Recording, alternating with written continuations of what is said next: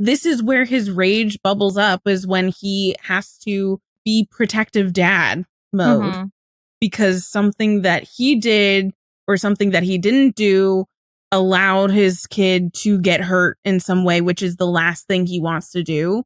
But when something like this happens, it just like parent brain takes over, and it's just like, he's throwing verbal punches. But verbal, exactly. Listen, I understand that he was in overprotective mode, and, you know, the temper and the defensiveness and the protectiveness kind of got the better of him.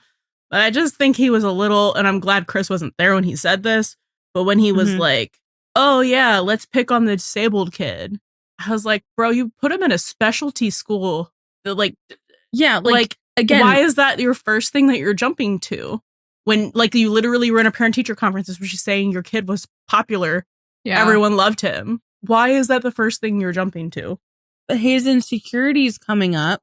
I think there's a little bit of like that rage directed outwardly, but I think is really focused on himself, because I think it's a bit of an, like we see with Eddie so much, where he might seem angry at someone else, but when you get down to the brass tacks, he is angry at himself.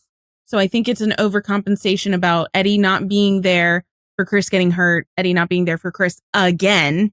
And when he says, like, you let them make a fool out of my son, Eddie is the one being foolish there. Yeah. And not honest with himself. It's that projecting thing he does.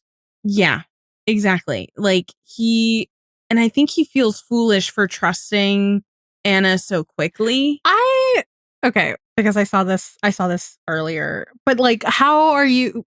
I think you're supposed to trust a teacher. You're supposed to trust the teachers in the school, especially the one that you specifically picked out to take care of your kid. I don't think it's an Anna thing, actually. No. Explain that to me. It all goes back to him again for not being there and not trusting his gut, that obviously this is like, oh no, this isn't the right school because they let this happen, sort of thing. So I chose wrong.